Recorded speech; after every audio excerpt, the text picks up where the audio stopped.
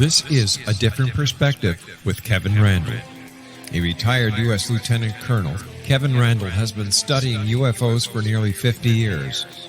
Kevin has investigated some of the most famous UFO cases in the world and has been consulted for dozens of documentaries about UFOs. Considered one of the leading experts into the Roswell UFO crash of 1947, Kevin has written more than 25 books about UFOs, including the recently published Roswell in the 21st Century. Now, here is the host of A Different Perspective, Kevin Randle.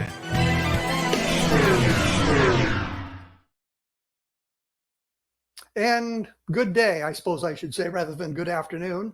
I am, in fact, the host of A Different Perspective, Kevin Randle. I will be speaking momentarily with Robert Powell, learning a little bit about what he's doing and what his latest book is about, which I have a copy of, and have a question for him about it, but we'll get into that later. I just wanted to say a couple of things before I get to Robert. I have been trying to get back into the rhythm with my blog and posting more regularly on that than I have in the last 18 months to 2 years. Most of those issues are pretty much resolved at this point. So I'll do the best I can. I've been looking at an awful lot of the stuff that's coming out of various government agencies and responses to that, like the Arrow nonsense, Dr. Sean Kirkpatrick with his latest report. I was going to say a 64-page report that said there's really nothing to UFOs, but I'm not surprised by him saying that. And Robert had said something, I think in his book, talking about the use of the UAP as opposed to UFO, trying to kind of change the paradigm or change the discussion about it into something of a more scientific nature. And we'll talk about that in just a moment. Anyway, Robert Powell, according to the notes I have, was born in La Rochelle, France in 1953 and moved to the US when he was 3 years old. He has a BS in chemistry and is a former collegiate debater. I'm going to say collegiate. That was my sister's word for collegiate. He has 28 years of experience in engineering management in semiconductor industry. He helped the advanced micro devices develop its first flash memory technology that is used in today's flash cards for cameras, PCs, video cameras, and other products. His experience includes managing a state-of-the-art chemistry laboratory and managing a research and development group that worked on nanotechnology using atomic force microscopes, near-field optical microscopy, and other techniques. Yeah, I have no idea what that means. Robert is also a co-holder of 4 patents relating to nanotechnology. He has been the director of research for the Mutual UFO Network since 2007 and is also the head of MUFON Science Review Board. He is also a member of the Society for Scientific Exploration. The UFO Data Project, is an executive board member for the Scientific Coalition for UAP Studies and the National Space Society. He enjoys researching, writing, making presentations related to the UFO phenomena. He co-authored reports on the Stephenville Lights and UAP 2013 Aguadilla, Puerto Rico events. His latest book is UFOs, A Scientist Explains What We Know and Don't Know. And he currently resides in Austin, Texas. And the whole point of talking to you today is to really get to know a little bit more about his book. Stephen, welcome to Robert, welcome to A Different Perspective. Boy, I'm just all over the place here. Hi, Kevin. You're probably thinking of Stephen in Stephenville. Yes, that's exactly what I was doing. So there. First of all, explain a little bit about the SCU, because I'm sure many of the listeners don't have a clear understanding of what that is. Oh, okay, yeah. So the SCU stands for the Scientific Coalition for UAP Studies. It was formed in the fall of 2017 by myself and a few other individuals. Today, the organization has a little bit over 300 members. Almost 30% of our members are PhDs. Over half have either a PhD or a master's degree. Most have science-based degrees. And SCU's mission is the scientific examination of the UAP issue or phenomenon. SCU also holds conferences annually. And this, the one for this year, comes up May 31st to June 2nd. And people can read about it at explorescu.org. And the conference will be a physical conference in Huntsville, Alabama, and it will also be a virtual conference that you can see via Zoom and a software package called Huva. Do you take UAP reports? Actually, we do take some. We don't aggressively go out to try to, get people to just bring in, but we do get probably, I don't know, 6 reports a week, something like that. So not a lot. And most of those, are usually something that we can't really investigate because there's not enough data, or, it's not a real strong case. But every once in a while, we do get an interesting case that comes in. That comment about being not getting sufficient information, sufficient data, seems to go back to Project Blue Book, where they had an awful lot of their cases marked insufficient data for scientific analysis. So the question would obviously be, what sort of data are you missing on these reports that make them difficult to investigate? Yeah, that's a good question. And, I'll make a comment on Project Blue Book. I think a significant number of times they did not have sufficient data because they did not go out and investigate and look for that data. They just closed the case. So then you look at it 10, 20 years down the road and you're saying, okay, well, there's not enough data here, but they could have gotten the data. But what we look for is like multiple witnesses and good quality witness, right? If we have a case that has multiple witnesses, especially over an extended period of time, right? So rather than 12 witnesses that see something for 5 seconds at XY location, you've got, 4 that see it at 6 o'clock, another 5 that saw it at 6:30, another 5, that is a stronger case. And we also look for video data, photographs, any type of physical information that helps support what the witnesses state. Well, I'm going to make a comment on Project Blue Book because I've done an awful lot of research in there.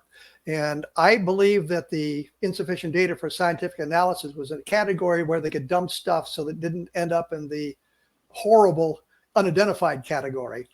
And one of the cases I looked at, I think it was actually in Austin, Texas, as a matter of fact, at the very end of Blue Book, where the witness was interviewed by an Air Force officer. They filled out that ludicrous form the Air Force had created, and it was labeled as insufficient data for scientific analysis. And the guy wrote in and said, "What more information did you need? We had the very detailed report that the lieutenant had made. We filled out your form. We gave you all the information." They eventually labeled as unidentified. So what that tells me, it confirms what you're saying there. They didn't really try very hard. And if they got a case they thought was strange, could lead somewhere, they often dumped it into insufficient data for scientific analysis. So rather than having, we worked out when I went through the Project Blue Book files to some nearly 5,000 cases that were unidentified, it reduced it to 703 cases that were unidentified. So that was kind of my experiences looking at the Blue Book cases. Yeah. What I noticed is often they didn't, for example, go try to get ground radar to verify what their witness said. It didn't seem like there was much after the fact investigation. The other thing, Hector Quintanilla conducted an awful lot of his investigations over the telephone. When he would have had the resources to go to the site. And I think that investigating it at the site is almost critical to understand exactly what happened there. I investigated a case here in Iowa at Palisades Kepler State Park, and the witnesses talked about these lights coming down and seeing all these lights, and eventually the females ended up drawing a disc-shaped object with occupants seen in the dome of the disc. I went out there and I knew immediately what they'd seen. They'd seen the landing lights of airplanes. They just didn't recognize what they were, and the wind was blowing the wrong direction, so they didn't hear the sound, and it was probably mostly private planes because the Air Force, the last commercial flight had been landed there like 30 minutes earlier. So I think it's critical that you go to the site and take a look around, because that may provide us an explanation for you. I agree 100%. Going on site, a very common thing is someone says an object was extremely large, right? And if you go on site and you say, okay, could you show me out in the sky about how much area of the sky did this take up? And as you have them relive the instance, sometimes it becomes clear that this object that they explained was very large was actually quite small in the sky in terms of the amount of sky it takes up. So they were projecting a size on it based on, I guess, their internal perceptions, as opposed to good measurements. But it also, in that kind of circumstance, if it's up in the sky, it's very hard to judge distances and heights and speed as well. Right. It's very difficult to judge height, distance, and size, but you can judge angular size of an object. But one of my favorite questions is, to most witnesses, is how, if you saw the full moon, what, if you extended your hand out, what would it take to block the full moon? Your fist, your thumb, your little finger, what would be required?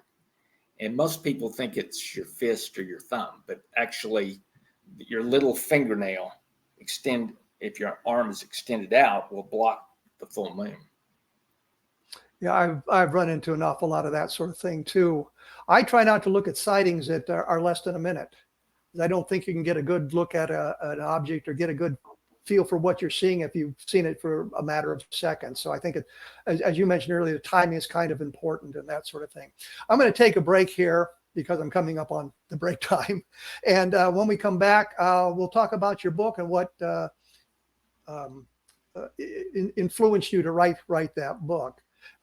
For those who are interested, there's a lot of data about UFOs from my perspective at my blog, which is cleverly called A Different Perspective. And you can see that at kevinrandle.blogspot.com. I just put up an analysis of the possible crashes that David Grush would be referring to in his congressional testimony, what I know about the circumstances and UFO crashes and things like that. So it's a speculative piece about what he might have been looking back. So anyway, we'll be back with Robert Powell, not Stephen Powell, Robert Powell, in just a moment. So please stick around. And we are back, as I say, unnecessarily, because you can obviously see that. The book is UFOs, A Scientist Explains What We Know and Don't Know, and it's obviously about UFOs. I'm interested in the reason you wanted to write this book and how it differs from the literally thousands of other UFO books that have been published in the past 70 years. So maybe the difference in this is I wrote the book because I wanted to give to the public the 17 years I've spent on the UFO subject. And those 17 years amounted to almost, I would estimate, 20 hours a week, Kevin. I was able to retire early in 2006, and this is what I've done just constantly. And I wrote it so that it was readable to the average person who was not steeped in the UFO subject, right? So someone who wasn't very familiar with it, but could still understand the basic points that I'm bringing up. And the two conclusions that I've drawn in having studied this subject for 17 years. One is that UFOs are a physical object that exists. And two, they are intelligently controlled. And all indications are whatever controls them is much more advanced than we are. Well, I would say they're much more advanced than we are based on the observed performances of them and very little else. So Right. That kind of gives that away. I was most interested in the chapter on electromagnetic effects. I've done a lot of study of that. I know you cited Mark Roddiker's work on car stalling, but there's other aspects of electromagnetic effects. What disappointed me there was you, A, didn't call me about the Levelland case, and B, I think, I know from studying that case in depth that the sheriff said there were literally hundreds of witnesses to the UFO. Not all of them had their cars stalled and that sort of thing, but it was an interesting thing that took place over 2 or 3 hours near Levelland, Texas. And for those of you who are not familiar with Texas, that would be near Lubbock. And even if you live in Texas, you may not know where it is. But it was a long, involved process. There was a sighting up in, not Austin, Amarillo, hours before things happened in Level Land, where the close approach of the UFO actually burned out the car's battery. And I didn't see that mentioned in the book. But what do you make of the whole electromagnetic effect part of the UFO phenomenon? Well, I think the Leveline case is actually one of the best cases. I didn't go into the detail you're referring to, or that, there was also cases in New Mexico that happened within 24 hours of that.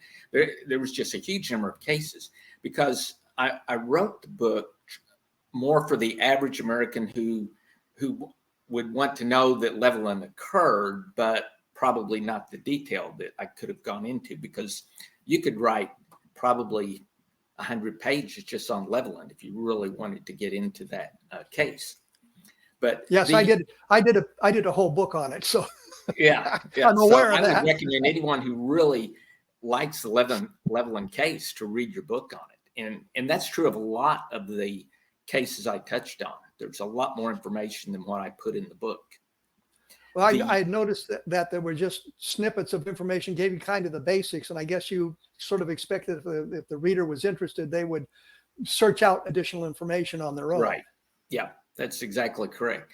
And so in terms of the electromagnetic, my view on that is that it's most likely, there's no way to know for sure, but it's most likely a byproduct of whatever propulsion mechanisms that these UFOs utilize. That would be my best guess.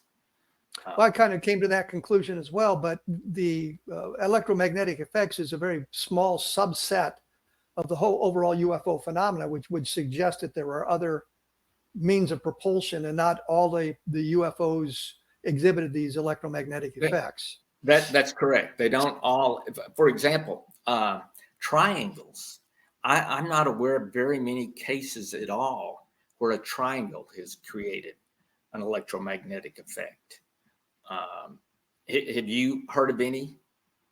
I was trying to think. The earliest case I remember talking about electromagnetic effect was in 1909, and a guy was riding his motorcycle in England, and there was an object in the field near the road, and his motorcycle sort of stalled at that point. Once it was gone, he had no trouble getting his motorcycle started again.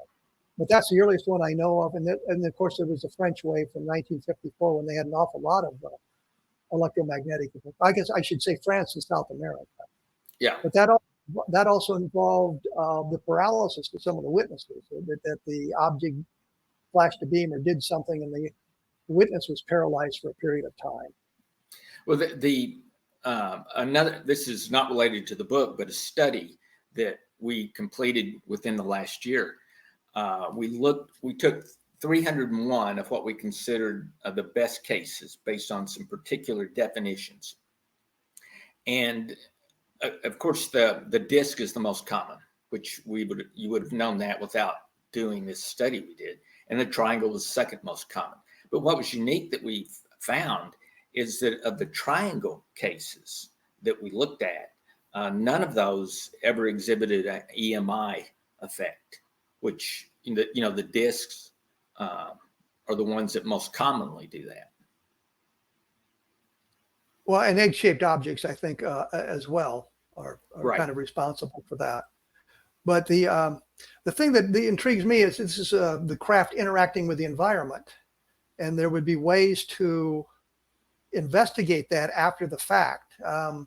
I think the Condon Committee suggested a magnetic mapping of the vehicles and see how the the magnetic field of the metal in the cars might have been affected by the close approach of the UFO, and that would require them, of course, to find other cars that were manufactured at the same plant about the same time to see if the magnetic readings on the car differed significantly from those other cars made at the same time, which seems to be a very Herculean task to do unless everybody's out there magnetically mapping their car so they can check it if a UFO approaches.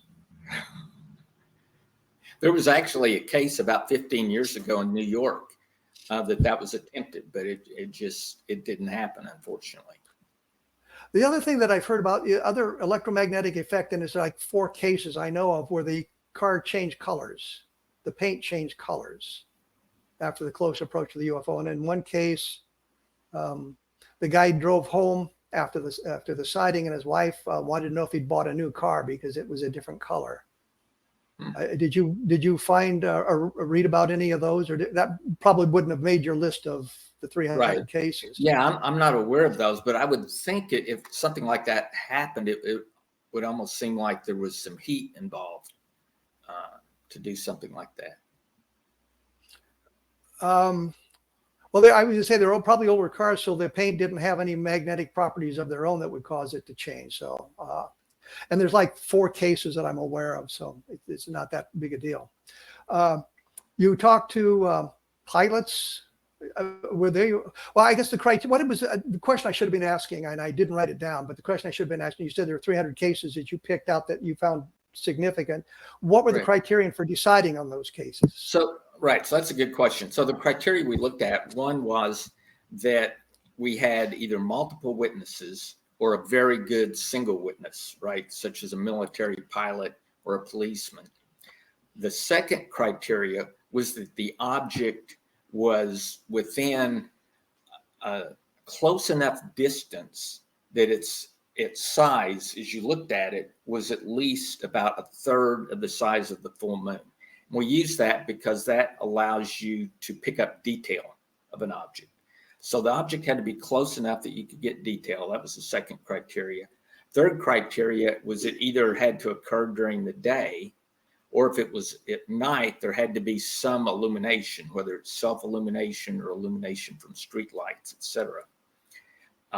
And let's see, there was a fourth criteria. I don't recall what it was at the moment, but those were the key criteria. And the criteria that eliminated most cases was that the object was close enough that its angular size in the sky was at least 0.15 degrees, which is roughly a third the size of the full moon.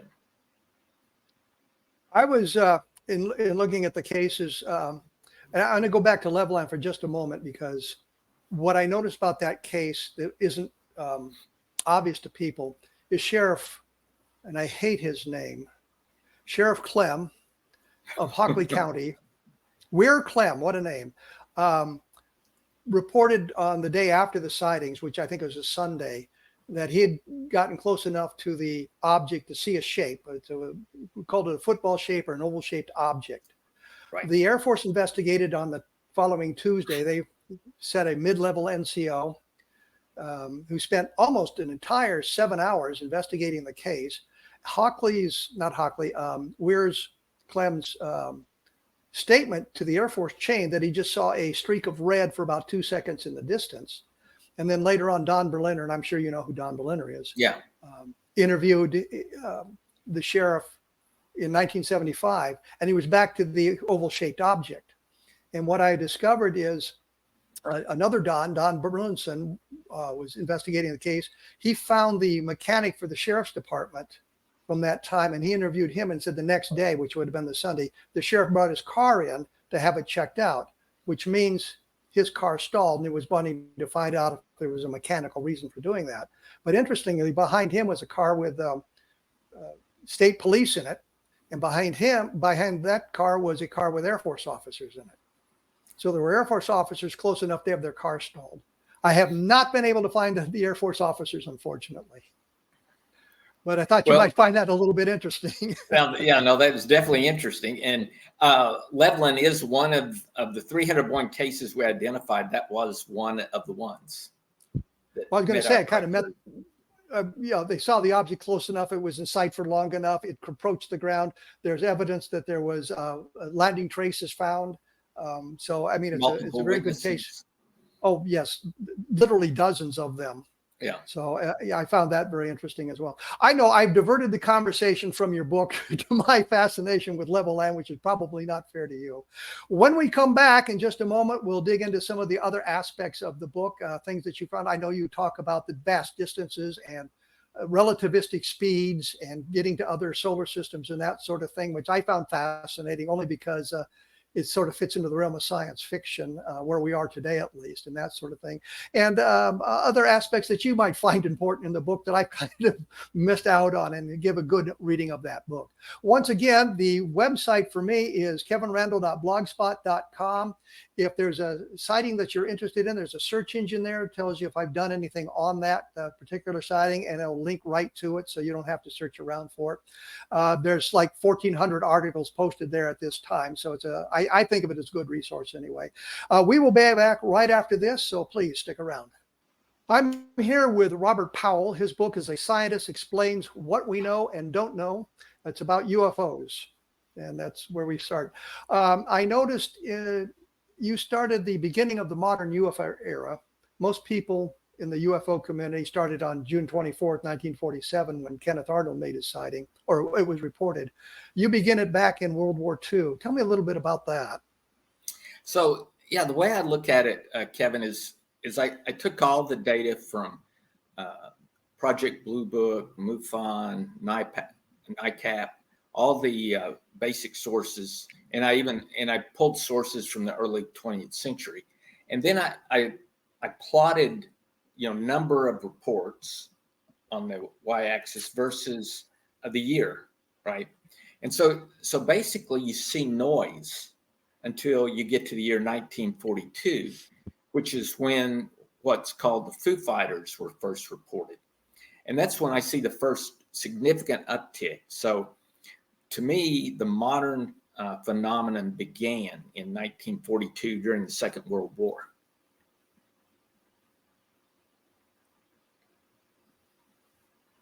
Did you discount the great airship sightings from 1897?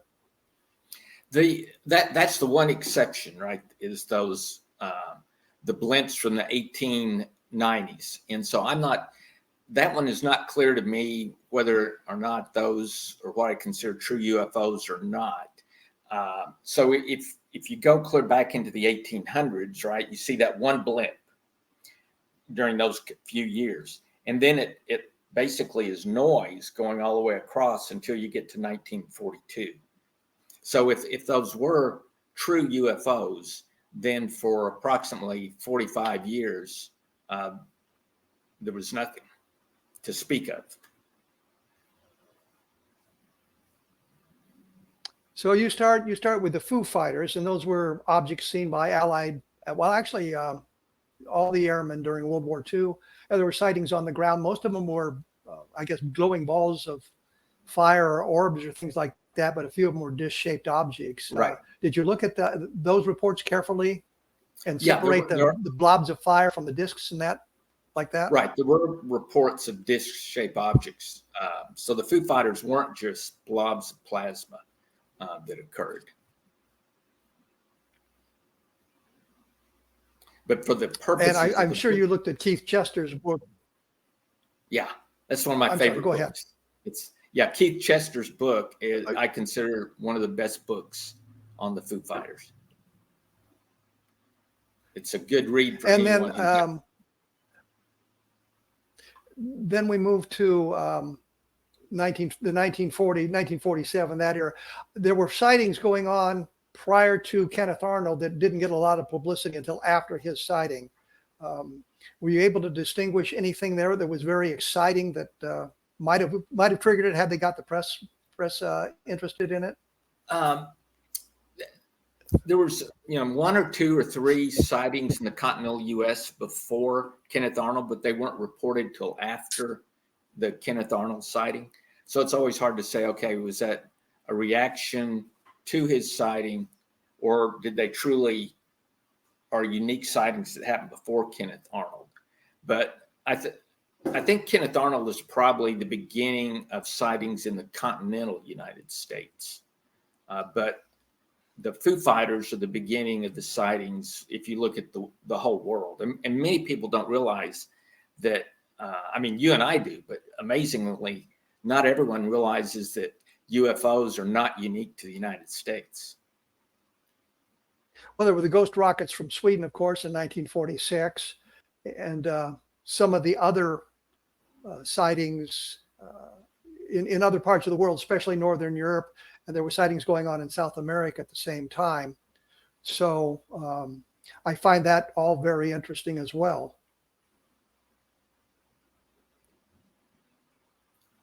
Yeah, those in the 1954 sightings, right, in France, in Italy, there were they had a large flap of sightings that did not occur in the United States, that were unique kind of to Europe.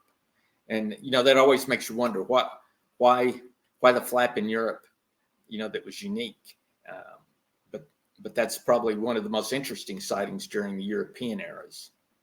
Well, following in that vein, one thing that I found kind of exciting was you're looking at the sightings from 1947, an awful lot of them in New Mexico. And the question is why? Well, the first atomic bomb was dropped on New Mexico. And then after the war ended, an awful lot of rocket research was going on in New Mexico. And if you're an alien race visiting Earth, two things that are probably going to frighten you is atomic energy and the ability of us to get off of the Earth. So I think that kind of explains why there would have been a focus in the desert Southwest at that time. You mentioned in the book, you talk about change in attitudes. I know that for the longest time it was if you saw a UFO, you were probably drunk or you weren't too bright or you were deluded in some fashion. But you talk about a change in attitude. What kind of sparked that change in attitude, do you think? So I think there were two basic things that changed the attitude, right? One was more gradual, and that was the discovery of exoplanets. Prior to 1992, we did not even have an idea that another planet existed beyond those in our solar system. And after 1992, the number, and I have a chart of this in my book, but the number of exoplanets discovered has just gone up exponentially. So today, it's close to 6,000 exoplanets that have been discovered. So that makes people realize that the Earth is not as unique as they thought. So that was one thing that happened. The second thing was more specific in time, and that was the December 16th, 2017 article in the New York Times, which was related to the USS Nimitz, USS Princeton, and two F-18s that encountered a tic-tac shaped object in the Pacific, off the Pacific coast of the United States, about 70 miles southwest of San Diego. And the testimonies of those Navy pilots, I think, was very strong and really influenced a lot of people. Wasn't there a real push, especially in the 1950s, to kind of ridicule the whole thing from the government, talking about, well, you don't believe in those flying saucers, do you? Especially after the Washington Nationals in 1952, where they were seen on radar, they were seen by military pilots, civilian pilots. They attempted to intercept it. I talked to two of the people who were there at the time, Dewey Fournay and Al Chop, and they were in the radar room and said, well, these clearly were not weather-related phenomenon. But that didn't seem to get much of a play. I guess it didn't change attitudes too much, except the government worked very hard after that, especially in January of 1953, to ridicule the whole idea of flying saucers. Right. And the Air Force and the CIA put together the Robertson panel. And that was one of their recommendations, was to debunk the whole idea of flying saucers to the American public. And wasn't that sort of the purpose of the Condon Committee as well, the University of Colorado study that was sponsored by the Air Force in the late 60s? Yeah, the Condon Committee, and my take on that, Kevin, is I think the Condon Committee started with the marsh gases up in Michigan. When Hynek went up there and the Air Force went to debunk that and came up, Hynek called DC, trying to think, okay, what could this be? And someone mentioned, well, it could be marsh gas, which is methane gas that comes out of the marshes and can sometimes spontaneously combust. So when he floated that, it really insulted the local populace, because there were dozens of people, again, who had seen these objects, and they knew that it wasn't marsh gas. So the problem the Air Force had was there happened to be a representative up in Michigan by the name of Gerald Ford. And of course, being a good politician, he went to bat for his constituents. And so he called the Air Force before Congress and asked for an investigation. So that investigation they were able to quelch, but it could have very easily not been quelched. And so I think that's because that was in roughly the year 1966 and 67. So I think the Air Force saw the headache that UFOs were causing them. And they said, okay, let's get out of this business. And that's when they went looking for universities to investigate and basically come up with the conclusion that there's no national security issue. The Air Force doesn't need to investigate UFOs. And they actually had to go through a lot of universities before they got to the University of Colorado. So they basically called in their favors, and Condon, who had worked for the Air Force before, was able to get the University of Colorado to agree to do this study on UFOs. And anyone who reads the study that the University of Colorado Condon Committee put out, it's like 900 pages. And Condon's summary up in the front says, one, this is not a threat to national security, and two, there's no scientific value in studying this anymore. But if you look in the inside and look what some of the various scientists wrote, some of them wrote, some of these cases we have no explanation for, and they felt that there should have been study continuing on the subject itself. Well, my favorite explanation for one of the sightings they allegedly studied was it was a natural phenomenon so rare it had never been seen before or since. And I'm thinking at that point, you've discovered some new natural phenomenon. Maybe that does deserve additional scientific study. But all of that is sort of negated by the latest material coming out of the Congress and NASA and the various agencies appointed to study that in the last couple of years, where they're saying, yes, there is a national security implication. Yes, there is something to be learned by further study. Yeah, and actually, I think the military or the government have got themselves in a bigger hole by admitting there's a national security issue, right? And they're doing that because of the drones that exist today, right, which are a national security issue. But by tying the UFO question with drones, now it's more difficult for them to get out of it, right? Because they have now admitted there's a national security issue, so you can't just toss it away. Well, in the 50s, they were actually smarter by saying, oh, there's no national security issue. Don't worry about it. Don't look at it. We toss it aside. So I think we're going to have to take another break. Don't mean to interrupt you. We're going to have to take another break. When we come back, you talk about in the conclusions of the book, the extraterrestrial hypothesis, which I now like to think of as the off-world hypothesis, because it's a neater term that comes out of Blade Runner, for those of you who are science fiction fans. And once again, there's an awful lot of information in Robert's book that is very good and very, I guess, current, the way things are going. We will be back right after this, and we'll finish up with Robert Powell at that point. So please stick around. And we are back with Robert Powell. We're talking about his book, UFOs, A Scientist Explains What We Know and Don't Know About UFOs, obviously. In the conclusions of the book, you talk about the extraterrestrial hypothesis.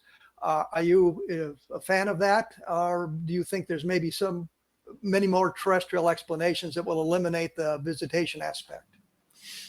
Yeah, and I think it's important, Kevin, that your audience understand the extraterrestrial hypothesis is only that. It's a hypothesis. It's the one I favor, but that doesn't mean it is the answer, right? And with a hypothesis, a scientist is always willing to discard the hypothesis if you have information that you feel strengthens a different hypothesis. But in the extraterrestrial hypothesis, I think the key thing there is the question of interstellar travel, right? Most scientists will agree today that there's likely intelligent life out in the universe, right? The question becomes, it can't get here because light is a barrier in terms of speed to be able to come down here. But things have changed in the last 20 years. There's a project called the Breakthrough Project, for example. And the goal is by the year 2069, so that's 45 years from now, to be able to send a spacecraft to Alpha Centauri at 20% of the speed of light. Now, Alpha Centauri is the nearest star and planetary system to the Earth. It's 4 light years away, which if you're traveling at 20% of the speed of light, that means in 20 years, your spacecraft will get there. Well, the Voyager's already been traveling more than 20 years. So 20 years is not too long a period of time if you're in terms of getting information back.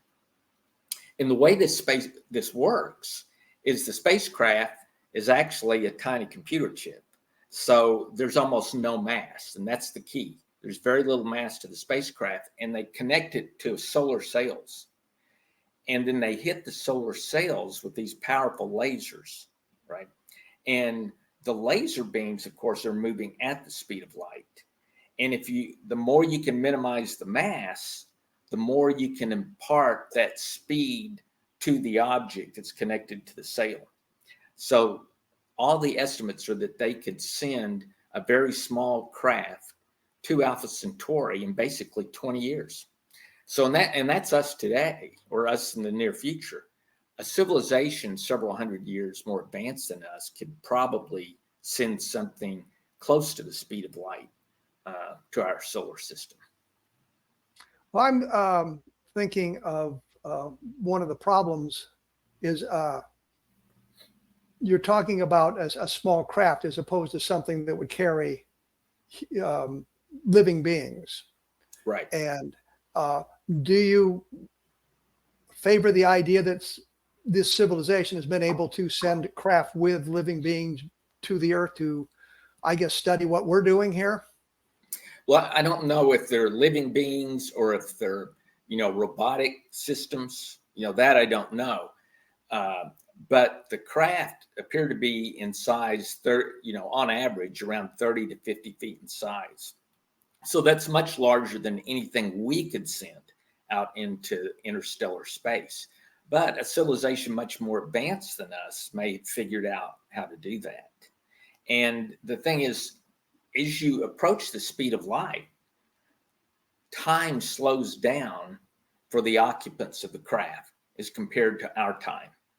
So that means you could go to a star system 100 light years away.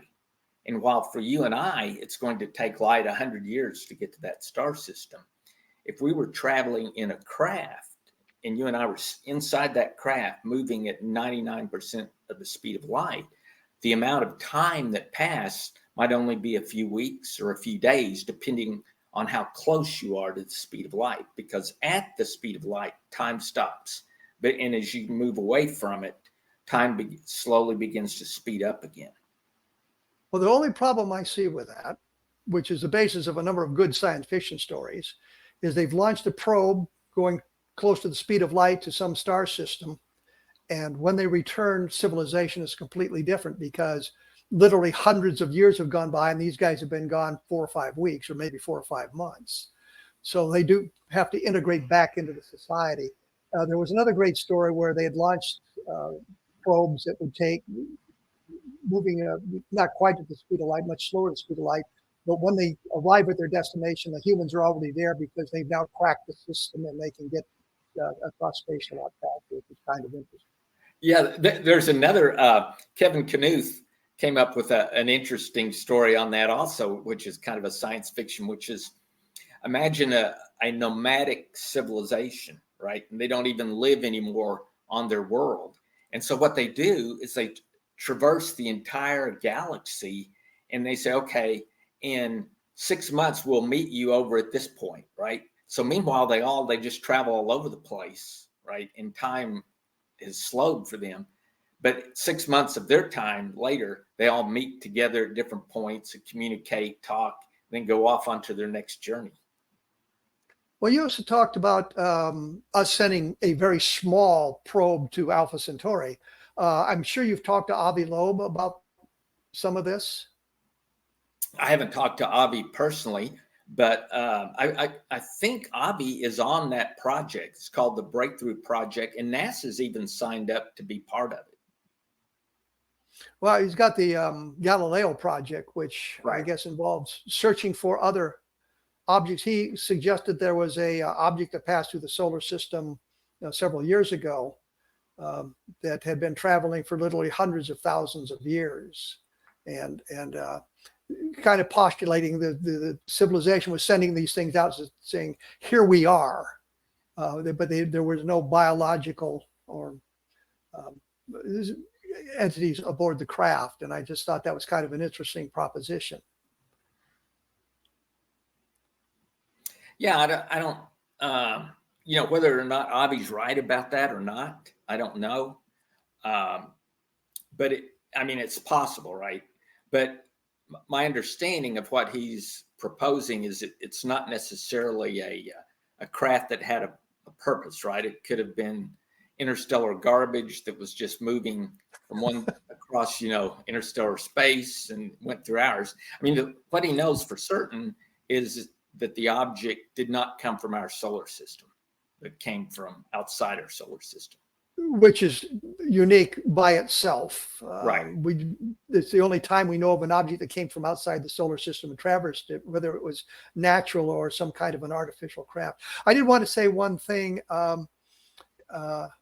about the timing here, and I've lost it, proving that my brain is slowly melting, which is a horrible thing to have happen.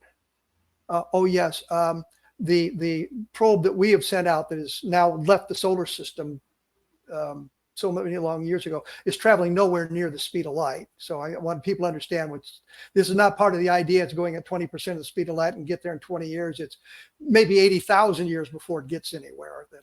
You're absolutely right. Voyager is moving at, something like 40,000 miles an hour or less. It will take tens of thousands of years to get anywhere. Yeah, I just wanted to make that clear for the audience in case they misunderstood exactly what we were talking about there. Well, when was there anything you found in the book when you were writing the book? Anything that you found that really surprised you? That surprised me.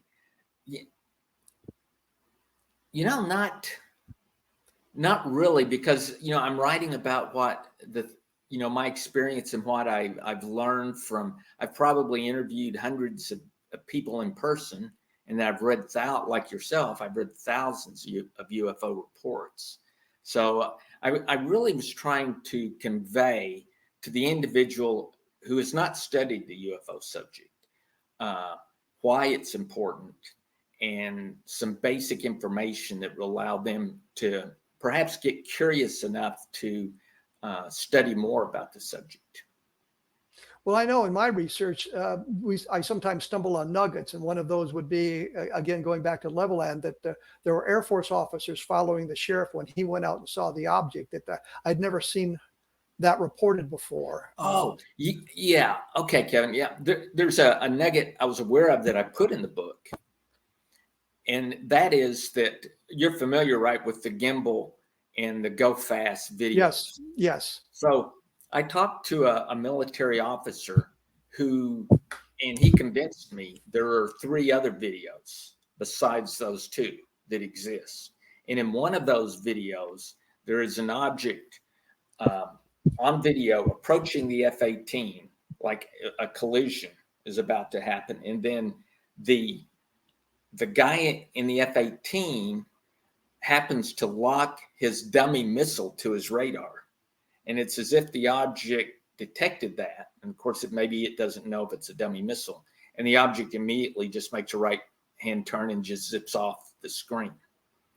But the reason I know that those videos exist is because the officer told me about Go Fast before Go Fast was ever released. So I knew that he had seen the videos. There's one of those surprising nuggets that we look for when we're doing our research. You have to go through an awful lot of material to get to that point. Oh yeah, you're right. I spent hours and hours and hours in archives going through files looking for that little nugget. And like I said, one of the nuggets I found was that there were probably Air Force officers whose cars were stalled in the Levelland sightings. We're out of time here. I hate to say that, but we're out of time here. The book is UFOs, A Scientist Explains What We Know and Don't Know. Robert, I thank you for your time. I appreciate the conversation. I hope it wasn't too boring for you. No, I enjoyed it. Thanks a lot, Kevin. It was good talking to you again. Yeah, it's always good talking with you as well. And I'll be in communication about some other things in the near future. All right, So sounds good. You have a good day. Thank you so much. Thanks. You too. Bye-bye. Bye. So anyway, that wraps it up for this show, more or less. I will be back next week. I will be talking to Stephen Bassett about a number of things, including the disclosure projects and how things are escalating in that arena, I suppose. For those of you who don't know, I also write books, and I've been accused of falsifying UFO reports because I write fiction books. The Vietnam Ground Zero series, which has just been re-released. You can take a look at those books, loosely based on some of my activities or experiences in Vietnam. Some of it is just observations and working with people like that. Done a number of UFO books. The latest on Roswell is Understanding Roswell, that delves in a strange way, I suppose, into the people who were involved there, the critical people on that object. And also Roswell in the 21st Century, what looks at a little bit about that. And the latest UFO book that came out is 1973, which deals with the sightings from that time. And it was inspired by Calvin Parker, who has been on the show a couple of times. I will be back next week, as I say, with Stephen Bassett. So I'll see you then. Thank you for tuning in.